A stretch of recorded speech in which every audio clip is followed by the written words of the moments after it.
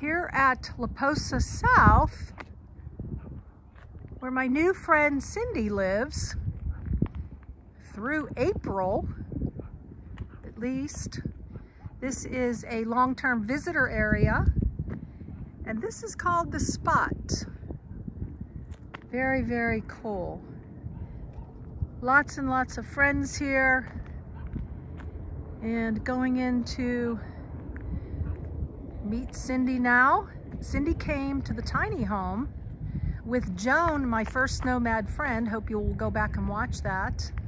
She's invited me over here to her new rig. You are not gonna believe it. She turned adversity into a triumph, was in a pretty bad accident. Her rig was demolished, and this is her new rig. Let's go see if she's available. Hey,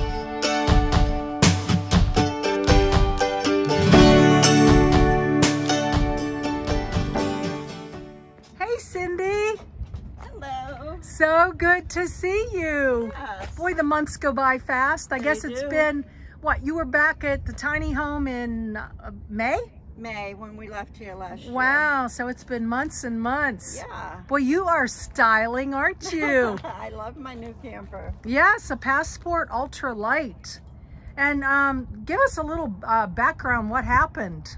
Well, on the way home last year, as your video showed last year, I had a blowout with my Forest River camper. Lost a tire, lost a wheel, messed up my plumbing, my electrical. Pretty much made it so I couldn't use it. Left it in Texas to be repaired, and the dealer ended up buying it, and I used the money to buy this. Fantastic. Wow, so God certainly turned a tragic situation, yes, with his angels around you. Because I was in a tent most of the summer, not knowing if I was going to have a rig to come back out here with this year, and did a lot of praying, and God definitely answered my prayers and convinced the dealer he needed to buy my old camper so I could buy this one. I bought this one in October. The end of October I left and headed out here, so I only had it like 2 weeks before I hit the road with it. Oh my gosh, and it's easy to drive. You like it? I like it. Yeah, Yep. Or you love it, right? I love it. Love it, yes. Well, Joan was telling me what a beauty. I can't wait for us to be able to see the insides. Thanks for having us. So take a peek. All right, I think I will. And we'll do a little go round here and ask you some questions. Woo! This is fancy. It's a travel trailer, right? Yes, it is. You said, what year is this? It's a 2015. Uh-huh. And I see we'll start out, we've got a little electrical panel there. And then we've got the beautiful, whoa, kitchen with lots and lots of storage. Very nice. Your full stove here. And an oven. I had And no an oven in the oven. last And month. I really like this covering here. Yeah, my son made that for me. Oh, what a good son. That's kind of special. Yes, for sure. Kind of, definitely. Microwave. And we've got beautiful, wow, I'm attracted to this little bar stool area because I have one of those in the tiny home, and this is adorable. And then your TV, which is on a swivel, right? Yep. So I can watch it from bed, or I can watch it from my bar when I'm eating, or I can sit on the reclining love seat and watch it. Nice. You've got wardrobe closets, storage above the bed. And I guess this is a box where you keep your wires and things? Yeah, that's the connection, the electrical connection for the RV, where you plug it in from the outside to shore power. Mm-hmm. And it just coils up inside that box and serves as a nice little nightstand. It certainly does. And I like over here. Oh, nice hangers here. Very cool. The windows, I'm in love with windows. Wow, and you've got some storage there. It's got blackout shades in the bedroom area. Oh, beautiful. I like this kind of shade. I do too. I like your colors in here. This was This was the designs that they had in here. I haven't changed any of that. Really? And this is very sweet, this little table. Was that in here too? Yeah, those were custom made. The lady that had it before me, she had those made to go with the love seat. Oh, so nice. I believe she had a dinette in here originally when she bought it. But I'd say because she had the bar and the stools that she decided she didn't need a dinette too. Yes. And I'm glad she took it out and put a love seat in with recliners, because that's where I sit probably 90% of the time when I'm in here. Yeah, I'm not sure. I don't know when was the last time I sat at a dining room table to eat. Right. So I don't miss not having Since the kids that. were grown, you know, and doing the family thing. Right. Yeah. And so that's really nice. Very nice. And so cozy. And the slide, when it comes in, it does come all the way up to maybe 6 or 7 inches from the bar. And I can still use the entire camper, which was important to me, because when I'm traveling, I need to be able to have access to everything in my camper, so I can get to my bedroom. You know, I can still use the recliner. One side of it, there's enough clearance, I can still put the recliner up. Oh, while that's I'm watching TV that's with super. the slide closed. I can get to the refrigerator, the bathroom. There's nothing that I can't access. If you don't want to put if you're not right. If I'm in a Walmart parking lot or a Cracker Barrel, I can't put the slide out, so I needed to be able to use everything, and it serves its purpose very well. Yeah, because I'm not always familiar with these kinds of ins and outs and details because of, you know, what you're saying here. And you know, my life has been SUV and minivans and type, you know, cars. So very, very nice. And I see you're a cat lover. I am a cat lover. Are you, do you currently have a cat, or you've had? I don't. I had a cat last year and she got sick and passed away over the summer. So my cats travel with me. I have their urns and I do bring them with me everywhere I go. Where are they? They're right here on the stand. That's 3 of my last 3 cats. Oh, that's precious. So their ashes travel with me. And their pictures. Oh, what a special thing, this is the Cindy. one I had last year that just passed away over the summer. Name? Jasmine. Jasmine, and then this is? Jasmine, Pumpkin, and Terror. Pumpkin and Terra? Terror. Like Holy Terror. Oh, like Holy Terror, yeah. I can't see that. This is a caricature that my daughter made of the orange one after he passed away. So wow, she drew that. That's really, really special. So yeah, I'm very fond of cats. That's also the same cat, the orange cat. I had a pillow made of him. Let me see. Let me turn around here again. Oh, yeah. So many people are like, is that a real cat? Oh, yeah. I didn't even notice it first. Yeah, I didn't even notice. I like the butterflies in the back. I think I was focusing on those. And then we'll have, on the other side here, what you've got going on is the... my refrigerator and freezer. Refrigerator, freezer, yeah, common sense here. And I'm assuming this is the bathroom. That is the bathroom. Good guess. I have a full shower and a sink in there, as well as the toilet. Full shower. Wow, you are styling in here. There's not much storage in there, so I took a wine rack and put it on the wall for my towels. I love that. That's something I saw on Pinterest, and I thought, I'm going to use that. Yay, Pinterest. And then I'm assuming this is your pantry over there. Ta-da! Open up behind the closet. So this is all pantry space and my baking stuff. Nice. And to extend it, I have a rod up here that I don't use. Yeah, what's all those bags, Cindy? Are those when you go to the grocery store or what? This is my overflow from my pantry. Oh, so are you serious? Like chips or, you know, macaroni, things that don't weigh much, I can put in these bags. And like little rice packs? Yeah, just small things. Did you think of that? I did. It's my idea. I'm telling you, you got to put that on Pinterest too, if it's not already. That's precious. Everybody I've showed it to has been like, how am I going to do this? I want to do something like that. Because it is a good way to store some extra food without putting weight on the shelves, which you don't want to put weight on the shelves. Okay. All right. And is there a lot that you have to dismantle when you hook this up and leave? When I leave, I have... We'll get you on the other side because the lighting is... Okay. I'm going to spin around again. There's a box back here that you can show. Okay. Everything that I have to pack up, it's in that little box.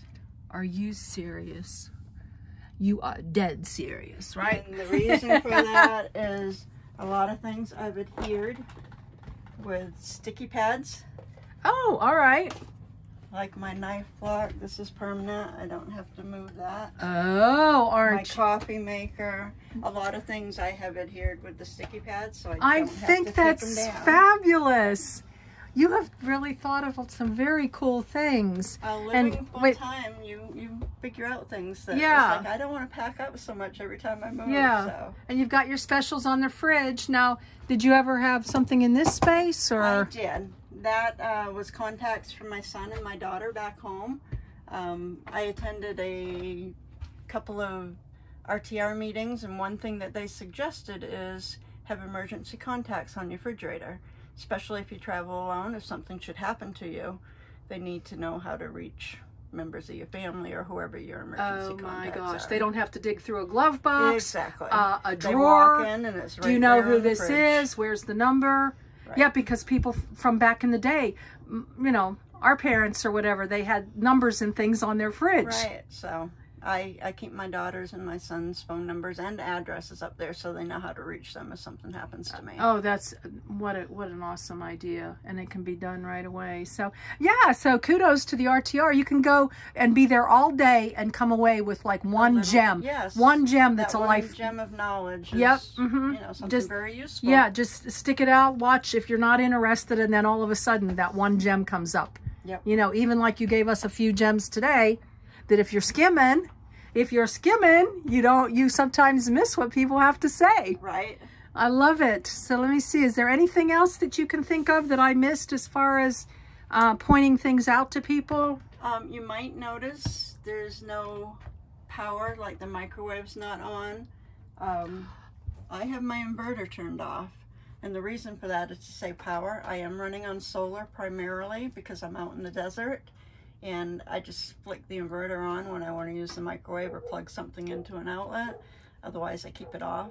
My water pump is 12 volts. I flick that on when I want to use it, turn it off when I don't.